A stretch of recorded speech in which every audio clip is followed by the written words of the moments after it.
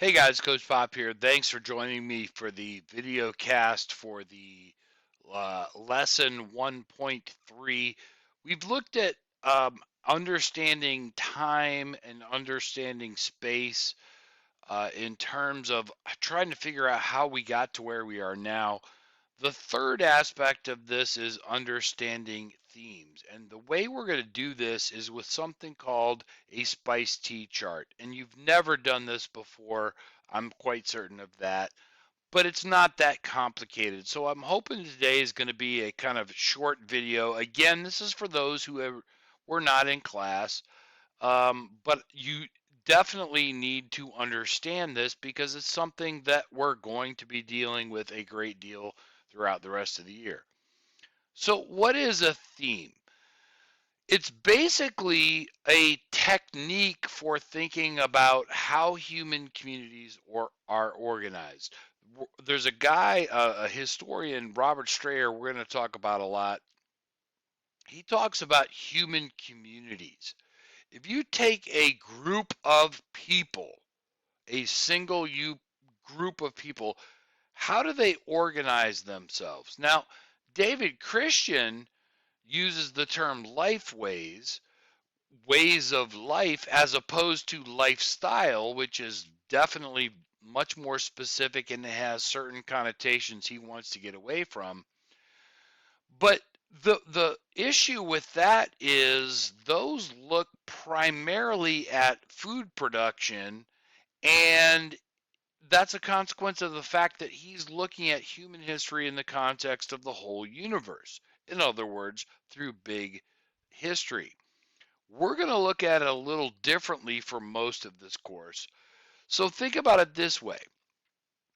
If we've identified a group of people in a particular time and a particular place, how do you learn how they lived?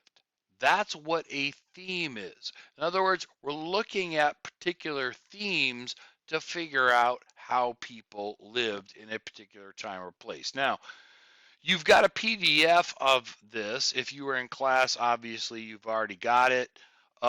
If not, it's a PDF here. This is a chart that we're that's the basis for things we're going to do for the rest of the year. And I want to make sure you understand what's going on with each of these. I'm big into acronyms, and so I've arranged them, reworded it. It's based on the College Board, but it's not the same as College Board because I'm trying to make it easier for you to understand. Spice T is an acronym. So let's look at each of those letters individually, beginning with society. How do humans relate to each other within groups? I want to emphasize within groups.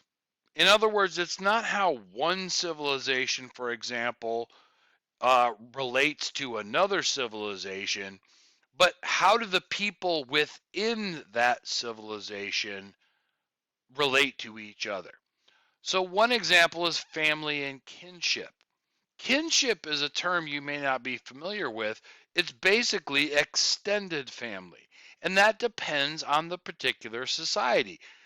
Your second or third cousin may not mean much to you. You may not even know who they are. But in some societies, that's a really, really important relationship.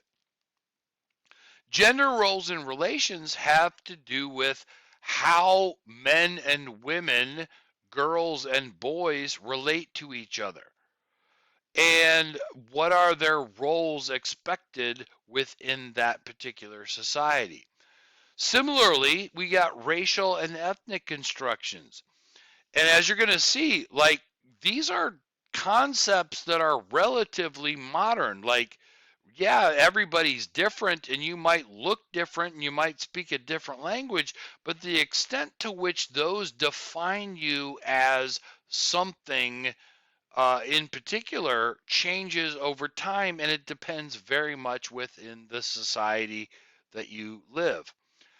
The biggest thing about society, though, has to do with stratification, layering. We're going to spend an awful lot of time on this. This has to do with class hierarchies. Who are the elite? who are the middle class, so to speak? Who are the people that are at the bottom of this hierarchy and bear most of the burden and get the fewest of the benefits? That that sort of class, you've probably seen a social pyramid in middle school. That's where we're going to spend most of our time focusing on. Next, we have politics. And this involves how humans use power to rule over other people. There's authority is this idea that, like, where do you get the authority to use this power? Like, what gives you the right to do this? Government is a term that's kind of odd insofar as we, US Americans, don't use it the same way that the rest of the world does. Government simply means who are the people in power. It's not necessarily the system. I'll come back to that in just a moment. It also involves things like wars, how one state, one group of people fights against another, but it also involves internal conflicts like revolts, which do not succeed in overthrowing the government, and revolutions that do. Then we have states, empires, and nationalism. States, as we'll see next week, beginning next week, that's what, when we think of a government, that's what it should be. It's a state. It's the system for controlling power over other people. Those states have various forms, including empires. Nationalism becomes a unique characteristic for states in the modern period, where people start to identify with particular cultures as a basis for their state. But that's something we'll get into later. And finally, we get regional and global organizations, again, mostly towards the modern period, where different states start to align themselves to form organizations, leading ultimately to, for example, the United Nations, where all states sort of agree to a larger organization. Next, the I is interaction with the environment. And this is one that kind of confuses a lot of students early on in the year. It's the ways in which humans interact with the natural world, not how one group interacts with another group. It's about how the humans in that group interact with nature. That's the key. So we're talking about physical geography. Physical geography affects how we interact with the environment to a great deal. Demography and disease is one that a lot of people sort of overlook. Demography has to do with populations. How many people do you have and where are they? Where are they living? Disease, it's microbes. It's a natural phenomenon, and it's had a huge impact throughout all of history. Migration and urbanization. Humans move not just across regions, which is a thing, as we'll definitely see, but also concentrating into smaller and smaller densities to create cities. That's called urbanization. And then finally, the impact on the environment, how they live has like physical, tangible impact on the soil, on the water, on the flora, on the fauna. All of those things are part of the impact on the environment. Culture is the next thing. The This is how humans express themselves. And this is one, culture is one of those like terms that people use to umbrella all sorts of things, but it means something very specific in the context of this course. How they express themselves. So, for example, what language are they using to communicate? And do they have a writing system? And how does that writing system work in order to communicate that language over time? Religion is obviously the big one. Like, how humans express themselves is so closely tied to their religious beliefs. But as we'll see, there's also philosophical beliefs that in many cultures doesn't actually have the same ideas as a religion, but it fulfills many of the same tasks. Monumental architecture is a big part of culture. That is, building structures in a particular style, the intention of which is to project the power of whoever is in charge. And obviously, this includes things that we would typically call art.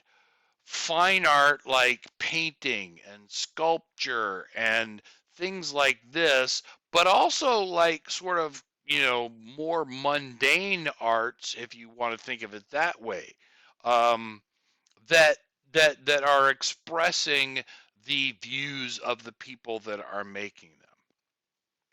Next, we have economics. I'm going to tell you flat out, this is the one that most people kind of, you think you know, but you don't really know. Economics refers to the ways in which humans produce and consume goods and services. How do you not just make stuff, but consume stuff? And what is that stuff? Now, chief among these, though, is the idea of labor. Somebody has to make that stuff. How do you get people to make stuff? Labor. Like, very frequently, students think of this as a form of society, which it could be, but there's so many different forms of labor. How do you actually get the people to do this, to make the stuff, to do it? That is an aspect of economics.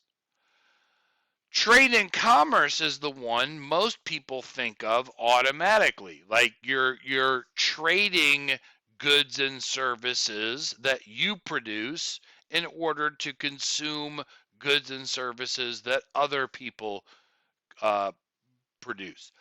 Commerce, though, as we'll see, is something a little different. Like, that has to do with exactly how you trade those things. Are you trading the things themselves, or are you trading tokens that represent value for those things?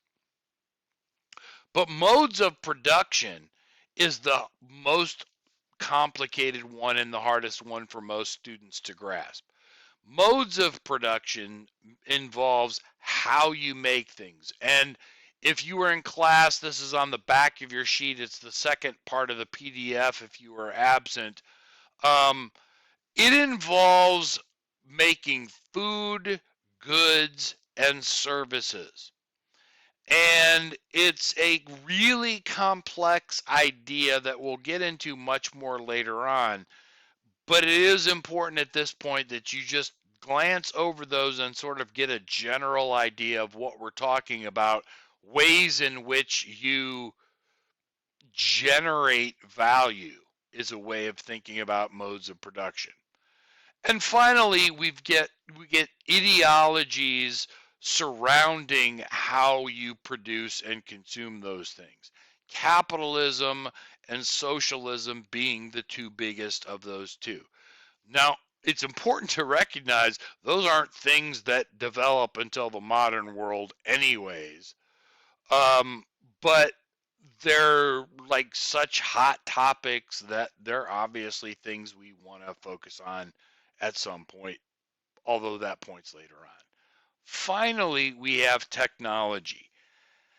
How do you develop new ways to alter how you live your life? That's technology, innovations, new things, new ways of doing things.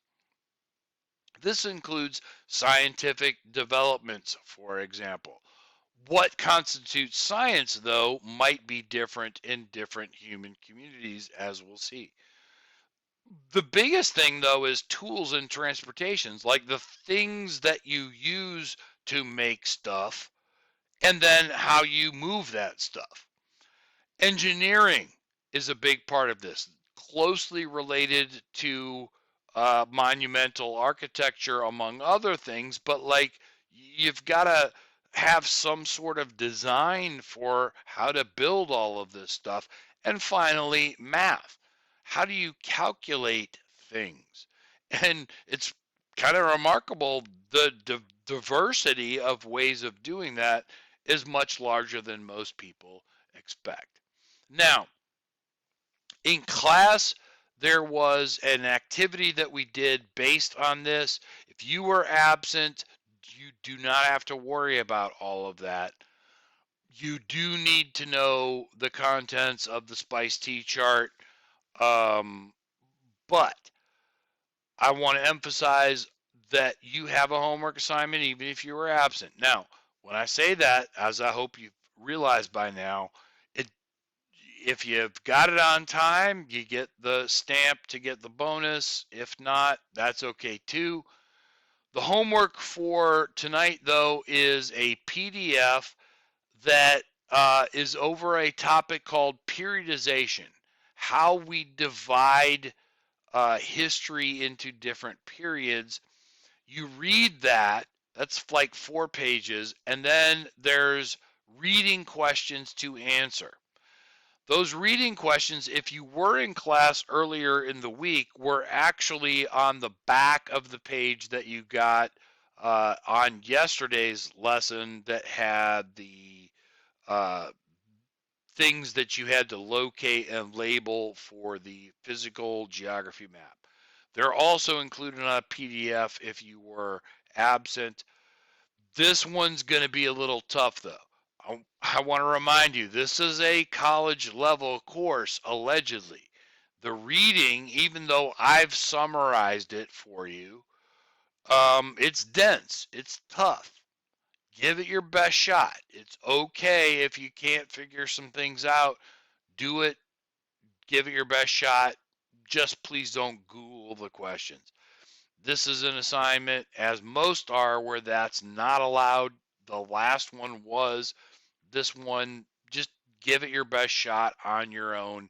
It'll be okay.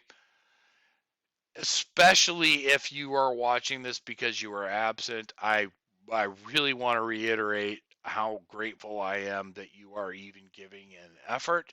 So thank you very much for that. Whatever the circumstances are, I hope though that I see you in class shortly. Um, in class tomorrow, we're having an activity. There will not be a video for that. If you are missing all of this, there's a review Quizlet. Quizlet is blocked by WCS, so you're going to have to get to it some other way. But it is, as you will see on Friday when we have the quiz, definitely worth your time to review. Even if you just show up on Friday, I'm going to expect you to take the quiz. So please be prepared. It's not a hard quiz. You're not going to fail it. I promise you. But you still are expected to be right where we are. Thanks again. Hope to see you soon. In the meantime, take care.